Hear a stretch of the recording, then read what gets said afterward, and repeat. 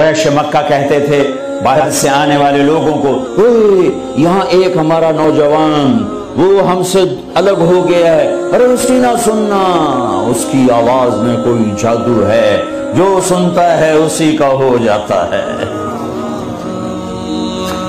طفیل بن عامر دوسی، قبیلہ دوس کے سردار ابو ہریرہ کا قبیلہ مکے میں آئے، لوگوں نے ڈرایا جو سنتا ہے ہو جاتا ہے اسی کا دیوانہ۔ اچھا، انہوں نے وہ روئی لی اور اپنے کانوں میں ٹھونس لی کہ میں سنوں گا ہی نہیں، کانوں میں ٹھونس لی۔ طواف کر رہے، دیکھا آپ نماز پڑھ رہے، نفل نماز ہوتی تھی، جب چہرے کو دیکھا تو کھچا دل ان کی طرف، کہنے لگا یہ کون ہے؟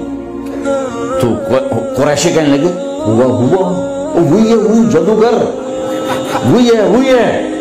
تو طفیل کہنے لگے میرے دل نے کہا یہ چہرہ جادوگر کا نہیں ہو سکتا، تو میرے جی میں آیا میں عقل مند ہوں، قوم کا سردار ہوں، جھگڑے چکانے والا ہوں، زندگی گزری ہے میری اسی دور میں، تو میں کو اتنا پاگل ہوں کہ اس کی باتوں میں آ جاؤں گا، میں سنوں تو صحیح، اگر صحیح بات ہوگی تو لے لوں گا۔ تو روئی نکالی اور آگے کہنے لگا محمد صلی اللہ علیہ وسلم کیا کہتے ہو؟ تو میرے محبوب نے فرمایا آپ کے لیے یا میرے لیے اس میں کوئی کشش نہیں ہے، کاش ہم وہ زبان سمجھتے جس میں قرآن اترا ہے۔ آپ نے فرمایا ان الحمد للہ احمدہ واستعینہ واؤمن بہ واتوکل علیہ من یہدہ اللہ فلا مضل لہ ومن یضللہ فلا ہادی لہ۔